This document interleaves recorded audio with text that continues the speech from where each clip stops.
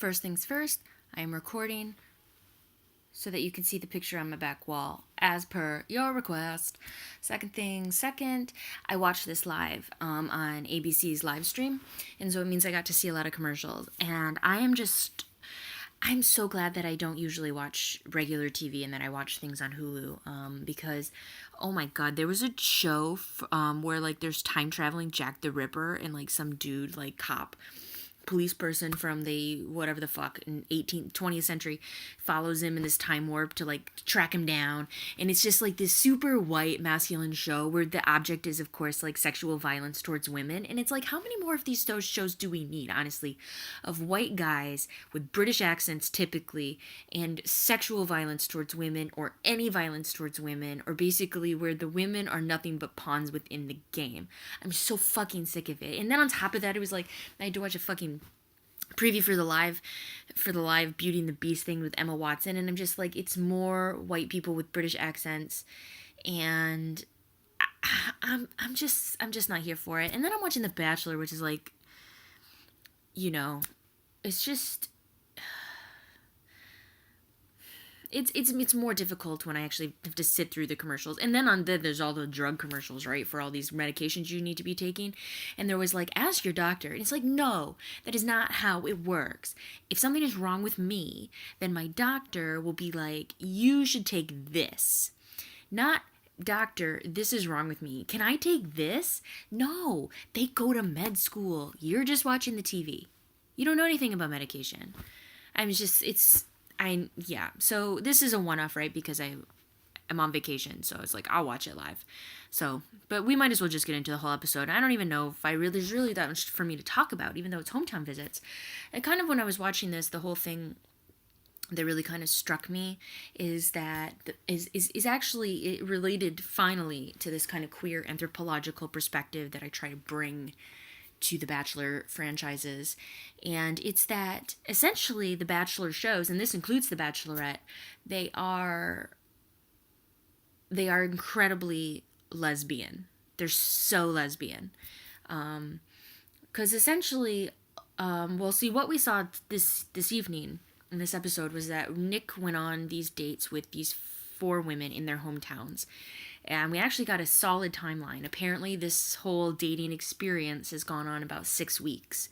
In that 6 weeks, Corinne has not had one single one-on-one date. Her first one-on-one date is this hometown date. Vanessa has had 2 just one-on-one dates. Rachel has had 2. And Raven has had... I think Raven has had 1, and then I think she was on the 3-on-1. So I think Raven's only had one-on-one date. So 6 weeks, only Rachel and Vanessa have had 2 dates with him, where it's just been the 2 of them. And all of them, even though not all of them say it, but all of them are in love with Nick, or are falling in love with Nick. And Vanessa in particular, and Corinne, I think, but she's been saying this since honestly day 1, so really she's crazy, and so why should we even listen to what she has to say? I know I'm blocking my dog. Is that if he were to propose, she would say yes. 6 weeks. So this is like, I don't even know like if U-hauling is appropriate in this case to even call it, because this is so beyond U-hauling, right? It's not only just like that kind of thing where you're like, I found somebody, I'm gonna move in with them right away and build a life. It's more than that, and it was a kind of I don't know. I probably had this revelation before in the past where I realized that this show is incredibly lesbian. They're essentially taking all the lesbian tropes, and I'm not even just talking about Nick's outfits, which are pretty lesbian, particularly when he's wearing the flannel. It's just that it moves so quickly, and everything has such added meaning and weight, and you need to process every single little feeling. And it's like, no judgment, because though I do not identify myself as a lesbian, I certainly recognize many of those urges as somebody who, apparently has all these feelings and nowhere to put them, and wants to talk it out. because I don't understand signals, and you need to be explicit, and so we constantly, in order for me to at least understand what's going on, like we need to be processing together and talking a lot. So I get that. And I get meeting somebody and being bowled over by them and wanting to pursue something very quickly. But again, that's where though it stops, is because I actually date women. And as a woman, quote unquote, whatever that means, I don't have a vast pool, really, whereas these people do. And so their urge to do so is confusing to me. I get why I do it. And I get why women who date women do it. And I get why men who date men do it. I don't understand heterosexuals who do it. Except in this episode, I do feel like I kind of got a glean. I think that Vanessa's in this because she's heartbroken from her last relationship, which, #same. I don't, Corinne's just in it because she has no self-esteem. She literally tells her dad, I didn't think that anyone the quality of Nick I could have. And it's kind of like, you need to reevaluate what quality means. And second of all, you suck as a person. Although she has calmed down. I guess they kind of had to make her slightly more relatable because she's made it to the top 4. I don't know why Rachel is in it, and I don't know really why Raven is in it. But the thing is, I know, like, Raven's not long for this world. I like her a lot. Raven's kind of like been low key and sort of like this person who's come from behind, really. And I think she's incredibly likable. And actually, she would have been kind of a fun bachelorette, although, and much more suited to it because Rachel is kind of just, I mean, I like Raven a lot, but Rachel is like so beyond the Bachelor, right? Like, she's so much more than this. But Raven would have made a fun one. And I like her a lot. I think she's funny. I think she's smart. And she's beautiful, but honestly, she had the first hometown date, and so by the end of the episode, when we got to Vanessa, I literally forgot completely that Raven was even on the show until they re-showed her going to New York for the rose ceremony. I wasn't surprised to see Corinne. I was not surprised to see Rachel. Obviously not surprised to see Vanessa because we had just left her. But I was like, oh yeah, Raven's here. Raven has no chance. It would make more sense to cut Corinne, but Raven will go first. So it's like, I don't know why they're there, except for Vanessa is heartbroken and Corinne has no self-esteem. But I see that as being pretty lesbian too, because when you grow up feeling so, and I mean, this is lesbian, like queer, like this is queer or marginalized. And this can mean a lot of different things in marginalization, in terms of your ability, in terms of your race or your sexuality or your gender or, your religion or whatever it is in the context of where you are from. When you're marginalized, you do grow up, I think, thinking that this just isn't for you, right? The normal things you see on TV are just not for you. And so when you actually kind of get a taste of it, even if it's in this really strange hyper world, which, by the way, if you watch these type of shows, you do think are real, because that's your exposure. I guess I don't know where I'm going with it, but it was interesting. Hometown dates, Ravens was real fun. She probably would have been the most fun for me. With the whole mudding, and she's a prankster getting her cop brother to show up. I'm glad that her dad is cancer free. That was really sweet. Probably out of all of the families, like hers, all of the hometowns, I felt like hers was actually the most genuine and the most like for sure who Raven is. I 1,000% actually do believe that Raven does that shit on her own time. Maybe not all the time, but I do believe she does that shit all the time. Rachel's maybe a little comfortable. I don't want to go on a date to a church. Nope. But what I did appreciate about Rachel's hometown date was the fact that they kept talking about race, and they kept talking about the racial situation that they're finding each other in, that they're finding themselves in together, neither of them having seriously dated somebody outside of their race. As it turns out, Nick did say that he was not colorblind, which I give him credit for, because I really hate when white people say that, because that's ridiculous. Like, color blindness doesn't solve anything. It just kind of masks a problem. But then he just also kept saying, like, but it doesn't matter, it doesn't matter. It's, we have to address it because other people care about it. And it's like, but the fact is, like, because other people care about it, it means that you do actually need to care about it. And her sister brought up a good point, and it's actually, like, kind of political for ABC. And this is what would be interesting, actually, about watching The Bachelorette, to see if it gets addressed any there, is that right now we are in a political climate where racism is coming. It's like, obviously it's never gone away, but where it's actually okay now to be an overt racist. Like, our elected president is an overt racist in his administration. Like, he has no, like, actual white supremacists in his administration. This is a time where it's okay to be open, whereas, before, racism was more, well, it was less overt. And in some ways, right, it's probably more helpful to know who the racists are rather than just kind of being like, what was that? But I thought it was a really good point for her to break up, and I thought it was interesting to have that conversation on The Bachelor, because they don't talk about race, really, ever. Probably because a person of color has never gotten this far, I'm sure, ever. I don't know if a person of color has ever made it to the top 4.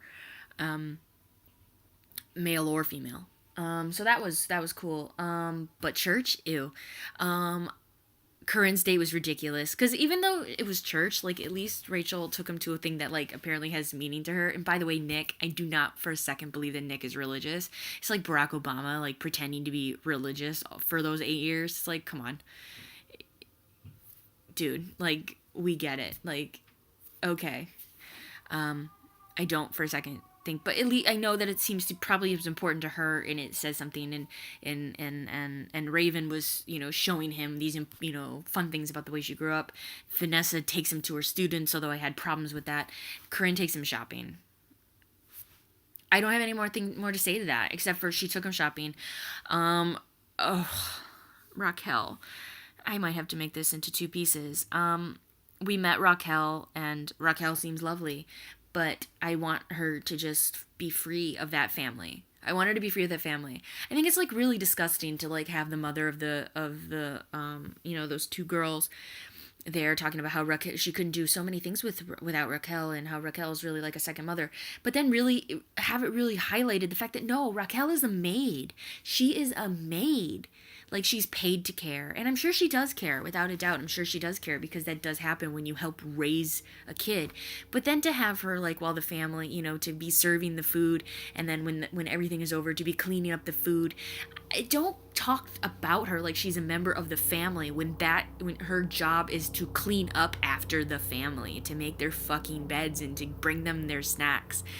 No, this is a power dynamic that, no, you can't call her that. It's condescending. Don't do it. So I found that really, gross. And her dad freaked me out. Although I do think he asked good questions. Like, first of all, what the fuck does Nick do for a living? And I like that Corinne was like, well, he sold software. And then his dad's like, and now? Nobody knows. Nobody knows what Nick does for a living. Do we even know where he lives? Where does he live?